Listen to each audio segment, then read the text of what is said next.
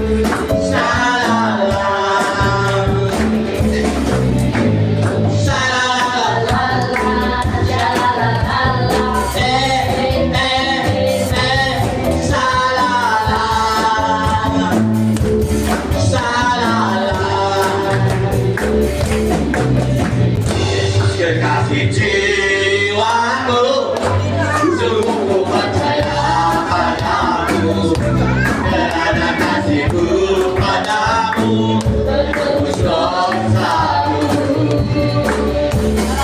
Terbitnya matahari dan sampai terbenamnya, ku akan lagu pujian tinggikan namamu.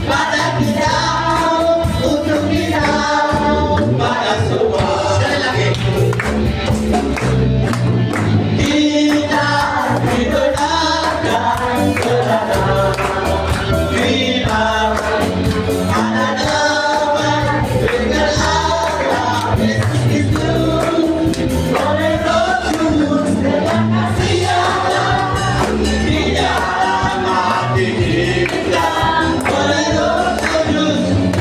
Ini haleluya yang ini pada kita, untuk kita, pada semua hidup kudus dan yang berkenan padamu sebagai ibadah yang sejati. Sembah Kau Tuhan, ku sembah Kau Tuhan, ku serahkan hidupku kepadamu untuk kemuliaan nama-Mu. Jadi kalau kita lihat dalam ayat firman Tuhan ini, dia mengingatkan, orang kapalnya mengingatkan kita bahwa di sebalik sukacita pasti ada kesulitannya, betul kan? Kadang-kadang kita merasa bahwa keluarga kita tidak ada masalahnya, semuanya baik-baik saja.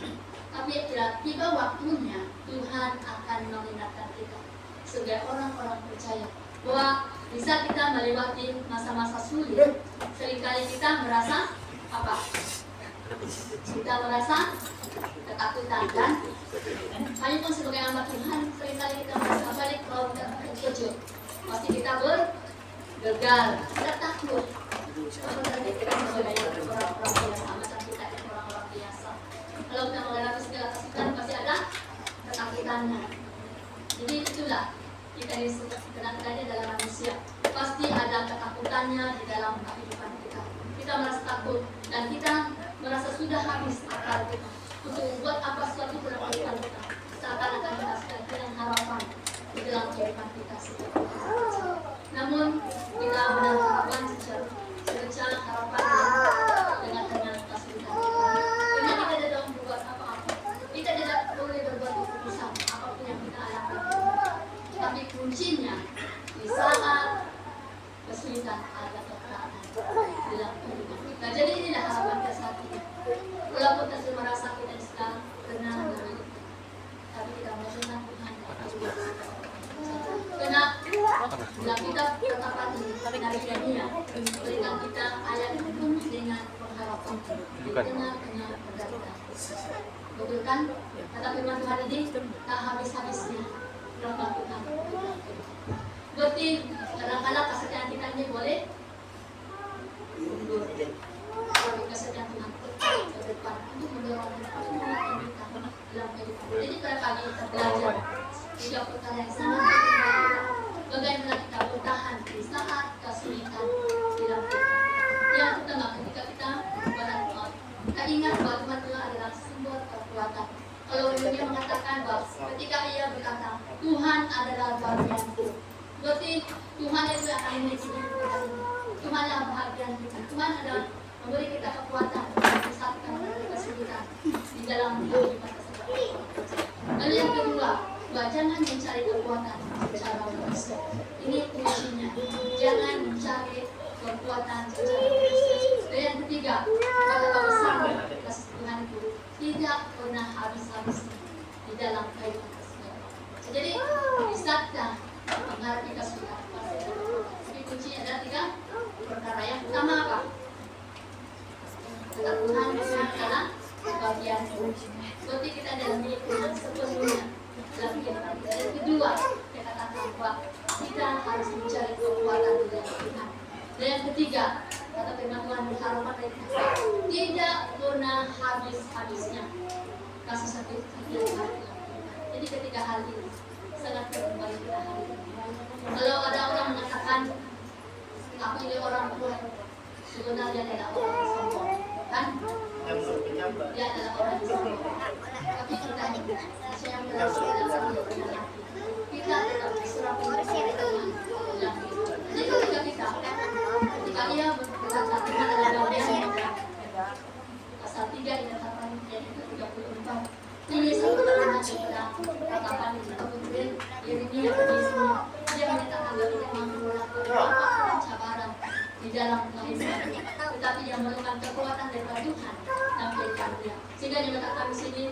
Yeremia mengingatkan kita bahwa Tuhan adalah sumber kekuatan, penghibur kita yang sejati. Berarti tidak ada yang boleh memberikan harapan dalam dunia selain daripada Tuhan Yesus yang memberikan kita kekuatan dalam kehidupan setiap orang-orang percaya. Jadi ingatlah ketika harus ingat ketika kita dalam kesulitan, ingatlah bahwa Tuhan adalah sumber kekuatan di dalam kehidupan kita. Tidak katakan bahwa kita harus hidup melangkah segala kehidupan. Sekalipun kita melewati segala cobaan yang akan dihadapi, tetaplah bertahan di dalam cobaan.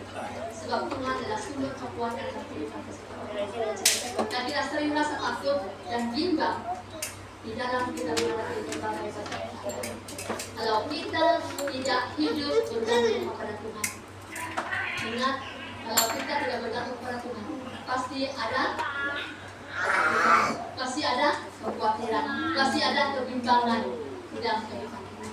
Tapi kita sadar bahwa kita manusia, kita memerlukan kekuatan daripada Tuhan di dalam kehidupan kita sebagai orang-orang percaya. Itulah sebabnya Nabi Yeremia yang peringati kita pada pagi ini bahwa di saat kesulitan ada kekuatan.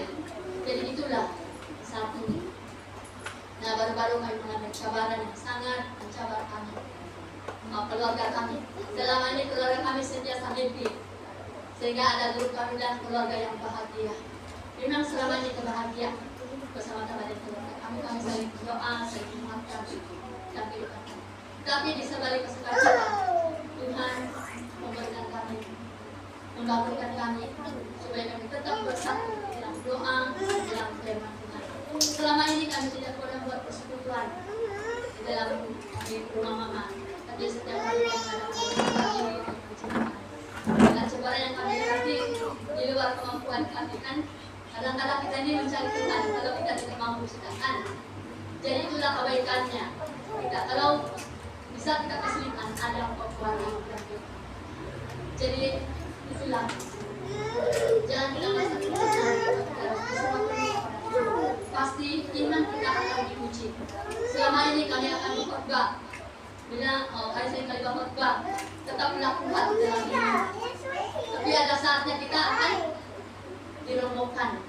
Mengapa dia merombokkan kita? Supaya kita akan diperingat, kita akan dibangun kembali bersama-sama orang-orang yang percaya. Itulah sebabnya dalam firman Tuhan itu, tolong-tolonglah kamu menanggung bebanmu. Sebab kita tidak sanggup menimbul beban dari kita sendiri, dari orang lain. Tapi sebaliknya ada kekuatan di dalam kesulitan. Jadi kuncinya dari hari ini bahwa Tuhan adalah bahagia. Apapun kesulitan, apapun masalah kita makan Tuhan dalam kehidupan. Karena sekalipun sulit, Tuhan akan membuka jalan bagi kita sebagai orang-orang percaya. Kalau kita lihat, walaupun keluarga Wanakina mereka mungkin tercabar, tapi mereka juga dibangkitkan oleh karena orang-orang sekeliling mereka tidak pernah menyerah. Lalu mereka dibangkitkan dan mereka juga tidak menyerah. Anak kami Angela, walau di hospital pun dia juga berdoa, dia memuji Tuhan.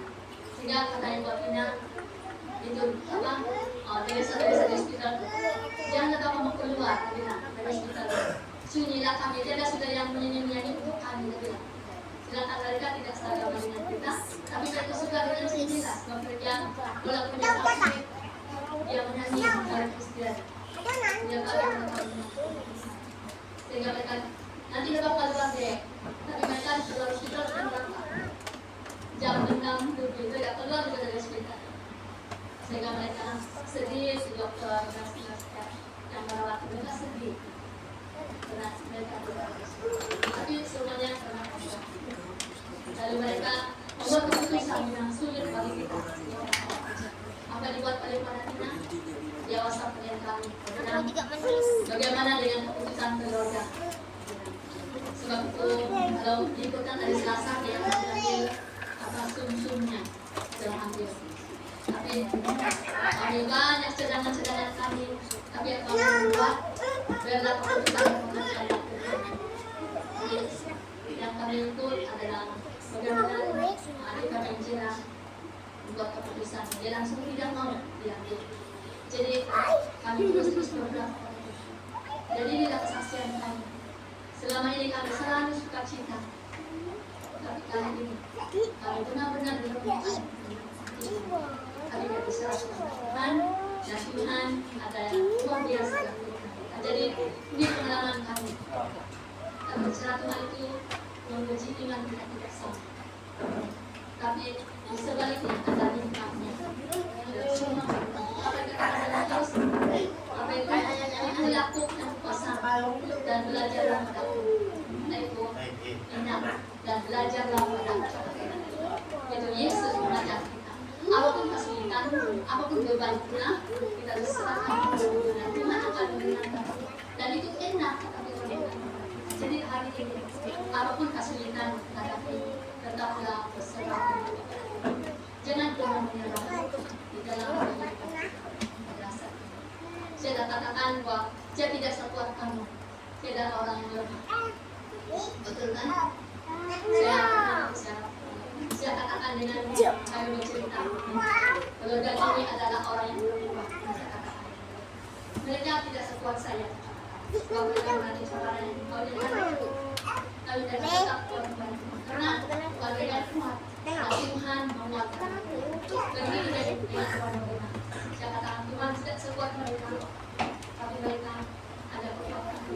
Jadi hari ini kita bersyukur kalau Tuhan sedang menyatakan kebesaran Tuhan dalam kehidupan kita. Sekalipun hari ini kami mengalami kami Jila ada di rumah sekarang, dia sedang stay, dia sedang berenang di sana. Tadi bilangnya aku bisa bayar, dia bilang, Mami aku bisa bayar, dia bilang dia kasih kursi roda. Tapi sekali kita lewat jam kali ini kita datang, dia masih belum bersiap. Jadi dia rindu untuk beribadah bersama-sama. Sekalipun bilangnya aku pakai kursi roda biar Tuhan bilang, mereka dia baca kami kami. Kami baca anak ini saya kursi roda apa. Ya, kenapa juga yang bukan dia bawa dia pakai kursi roda. Yang penting kita keluar. Jadi kami melihat dengan kekuatan ada pada anak kami Cina. Dia orang yang kuat, benar. Dia adalah orang yang kuat. Jadi itulah kita katakan bahwa di saat kesulitan ada kekuatan. Nah, jadi hari ini kalau kita masih boleh berjalan, kalau kita boleh bersama dengan teman-teman kita, jangan lewatkan waktu kita bersama-sama. Karena itu adalah kesempatan yang terbaik dalam hidup. Apa yang kami katakan dengan kita, kau akan menuju. Tuhan akan menjaga kami. Karena kalau udah mengatakan kita boleh jalan, kalau ada semangatnya itu mudah, tapi kita harus beri semangat. Begitu juga dengan saudara-saudara yang semangat. Kita harus mendorong lebih kuat bersama-sama dengan Tuhan. Dan katakan bahwa di saat kesulitan ada kekuatan, ada pengharapan dalam kehidupan setiap orang percaya. Jadi hari ini keluarga kami telah dikampungkan kepada diri kami. Karena ada kau jam ya tengah malam kami pun bangun jam 4 bangun sudah kami. Biasanya di masa tidur orang makan kami sentiasa dengan WhatsApp. Doa kami dalam WhatsApp sejak untuk mereka kami. Jadi itulah kita sudah percaya.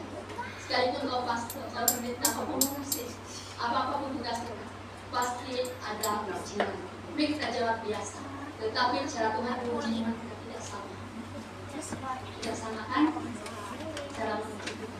Tapi kalau kita kepada Tuhan, pasti kita menang.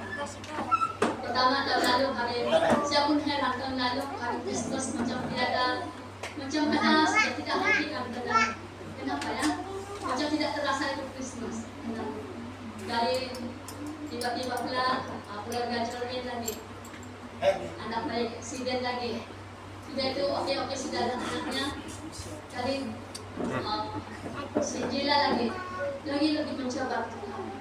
Dan sekarang kami menanti pekerjaan Tuhan yang luar biasa di dalam keluarga kami. Lewat dalam iman kita bersama, Tuhan menjadi luar biasa dan iman adalah hebat bagi kita. Saya katakan ini orang pada tahun 2006 yang lalu Tuhan melakukan mujizat. Orang yang disebut jalan saya tutup janji dengan Tuhan supaya mujizat itu terjadi. Tapi Tuhan memang uji saat mana kita taat kepada Tuhan di dalam kehidupan kita. Sebab itu kita harus setiap saat menyerahkan hidup kita sepenuhnya kepada Tuhan. Jadi ingatlah, kalau bangun pagi kita menggunakan juga bersama-sama dengan Tuhan di dalam kehidupan setiap orang-orang percaya. Sebab Tuhan itu sumber kekuatan bagi kita. Dan dalam hal yang kedua, jangan mencari kekuatan secara manusia. Berharaplah, jangan berharap pada manusia. Firman Tuhan dalam ayat yang ke-25 kita lihat dalam katakan 3 yang ke-25. Dia katakan sini, Tuhan adalah bagian orang yang berharap kepadanya bagi jiwa yang mencari Dia. Tuhan adalah baik bagi orang yang berharap kepadanya dan bagi jiwa yang mencari Dia. Ini sudah kata kerja bagi kita. Yang pertama, kita harus mencari Tuhan sebagai harapan kita. Dan yang kedua, kita harus mencari Tuhan di dalam kehidupan sebagai orang yang percaya. Sebab Tuhan juga katakan di sini, Tuhan adalah baik bagi orang yang berharap kepadanya, bagi jiwa yang mencari Dia. Ini dua kata yang harus kita lakukan dalam kehidupan kita. Yang pertama, Tuhan berjanji Dia adalah orang yang baik. Dia adalah pribadi yang baik bagi kita. Dan Dia katakan setiap orang yang berharap pada Dia akan berikan kelegaan. Dia akan berikan kekuatan di dalam kehidupan Dia. Bisa terjadi kesulitan, cabaran hidup kita, harus mencari Tuhan di dalam kehidupan kita. Jadi ingat dua kata ini, berharap dan mencari Tuhan di saat kesulitan menghadapi kita sebagai orang percaya. Jadi apapun badai, apapun cobaan, kita tidak akan takut, kita tidak akan bimbang, karena kita sudah berharap kepada Tuhan dan kita sudah mencari Tuhan dan kita menyerahkan beban kita kepada Tuhan. Dan Tuhan akan bertindak sesuai dengan kehendak Dia dalam kehidupan. Dia akan bertindak tepat pada waktunya di dalam kehidupan kita sebagai orang-orang percaya. Oleh itu, pada pagi ini kita harus menyerahkan hidup kita. Bukan hanya kita bersandar kepada dunia ini, bersandar kepada semua orang, dan kita hanya mencari penghiburan secara duniawi, tapi carilah Tuhan di dalam kehidupan kita. Karena Tuhan berjanji, pengharapan yang kita miliki tidak akan mengecewakan kita, tapi harapan adalah harapan yang pasti bagi orang-orang yang berharap kepada kita. Jadi apapun kesulitannya dalam kehidupan, tetaplah berharap kepada Tuhan, tetaplah mencari Tuhan. Jangan menyimpang di belakang kehidupan. Benar firman Tuhan dalam kata firman Tuhan dalam Mazmur, firman-Mu adalah pelita bagi jalan dan terang bagi hidup kita sebagai orang-orang percaya. Jadi jangan pernah tinggalkan firman Tuhan, jangan pernah tinggalkan Tuhan dalam kita, jangan pernah melupakan doa dalam kehidupan kita. Karena adalah sumber kekuatan bagi kita sebagai orang-orang percaya. Jadi ingatlah hal dalam kehidupan kita. Hanya Tuhan yang dapat memberikan kekuatan yang sejati, abadi dan kekal dalam kehidupan kita. Ketika kita menjadikan Tuhan sebagai bagian kita, kita akan menyerahkan hidup kita sepenuhnya di dalam tangan Tuhan. Jadi hari ini Tuhan sudah memberikan jalan yang terbaik untuk kita. Tuhan sudah membuka pikiran kita. Tuhan sudah membuka di dalam kehidupan kita pada saat ini. Dan Dia katakan bukan hanya separuh-separuh, tapi sepenuh hati kita serahkan kepada Tuhan dalam kehidupan kita. Sebab dari hati kita ini Tuhan melihat apa yang kita lakukan dalam kehidupan kita, apa yang kita pikirkan, apa yang kita lihat di dalam kehidupan kita. Jadi dikatakan di sini, percayalah dalam kehidupan kita, sebab Tuhan akan memimpin, menopang hidup kita sebagai orang-orang percaya. Kalau kita lemah, Tuhan akan menguatkan. Dia akan menopang kita supaya kita terus berjalan bersama-sama dengan Tuhan dalam kehidupan kita pada saat ini. Kalau dalam hari yang ketiga, betapa besarnya kasih Tuhan tidak habis-habisnya di dalam kehidupan kita sebagai orang-orang percaya. dalam Ketetapan 3 ayat ke-22. Tak berkesudahan kasih setia Tuhan, tak habis-habis rahmatnya. Jadi ini janji Tuhan bagi kita sebagai suatu kekuatan bagi kita, tak pernah habis-habisnya rahmat Tuhan itu di dalam kehidupan. Selagi kita bakal anak, selagi Tuhan bekerja, melakukan segala yang baik dalam kehidupan kita. Oleh sebab itu, bisa kita mendapat kesulitan dan cobaan, ingatlah bahwa betapa besarnya kasih Tuhan itu di dalam kehidupan kita, sehingga kita ada kekuatan di dalam kehidupan kita. Jadi jangan kita berbangga hari ini, aku adalah orang yang kuat, saya adalah orang yang sehat, saya tidak akan mengalami berbagai cobaan. Tapi ingatlah, Tuhan akan menguji iman kita. Karena kalau dia menguji kita, Tuhan akan menguji. Kamu ingat ke emas tuh, kamu ingat? Bukan pula yang ini lah, emas itu. Kalau dia emas yang tulin, apa yang dibuat?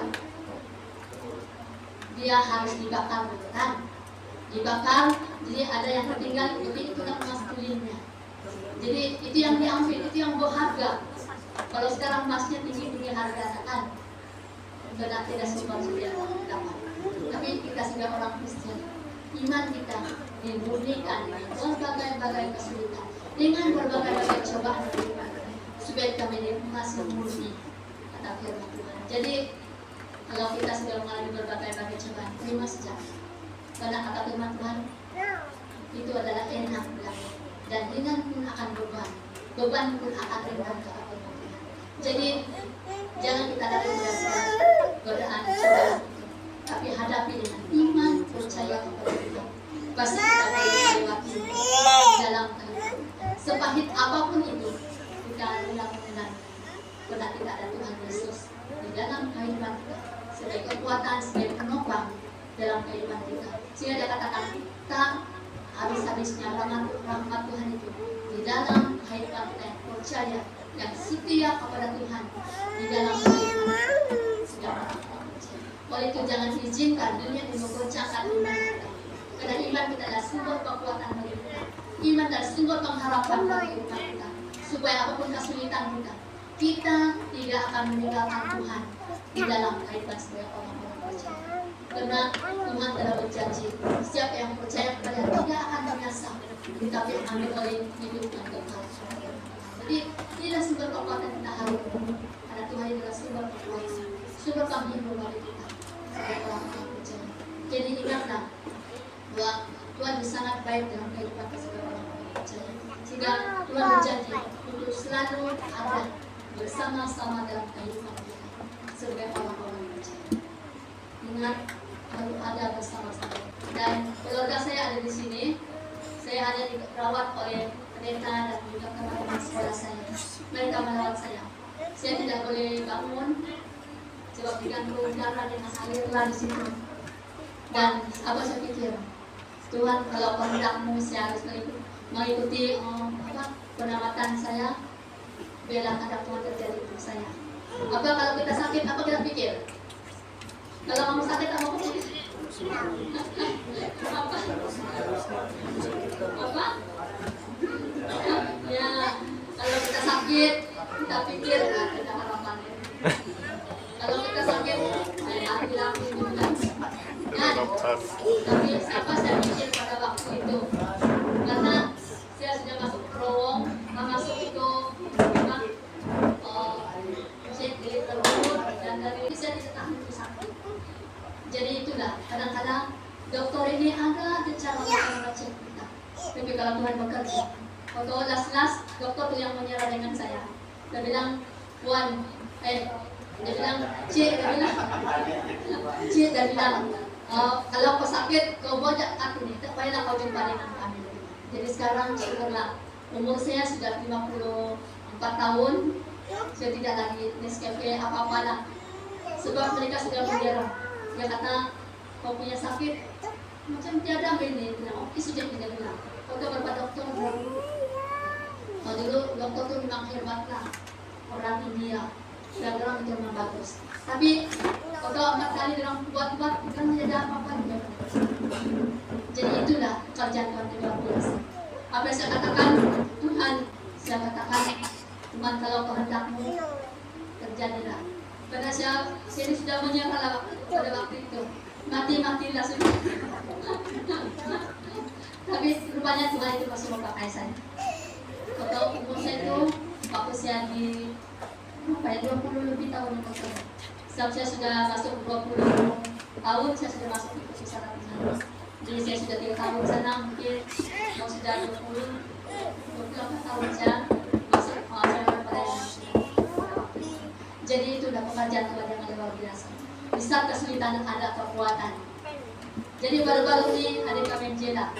Jadi dicek-cek bilang dokter tidak juga penyakit ini masih 2 kali bilang bilang. Saya katakan kami berdoa supaya yang baik-baik saja yang terjadi.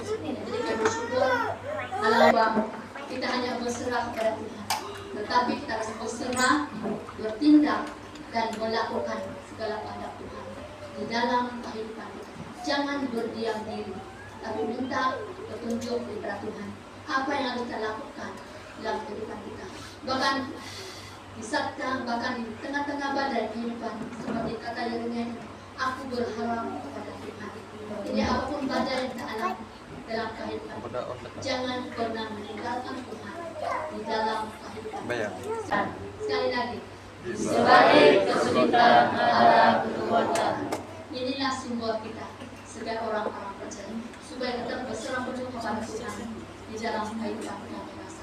Kita lihat bersama-sama dalam Ratapan 3 ayat yang ke-26, kita baca bersama-sama. 1, 2, 3 mengajak kita, oleh itu marilah kita andalkan kekuatan dari Tuhan dan tetaplah percaya bahwa Tuhan ada sumber pengharapan dan hidup yang kekal di dalam kehidupan. Jadi mereka serahkan kita sepenuhnya tangan Tuhan. Karena Tuhanlah sumber hidup kita. Tuhanlah penolong kita yang setia.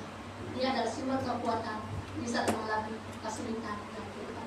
Maka bukit berdiri bersama-sama dengan kita. Sama dengan saya. Kita serahkan hidup kita sepenuhnya.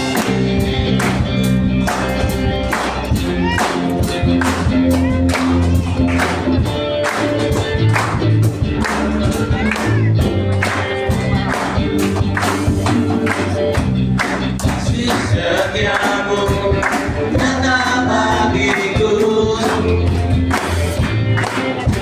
bagikan jasa bagiku.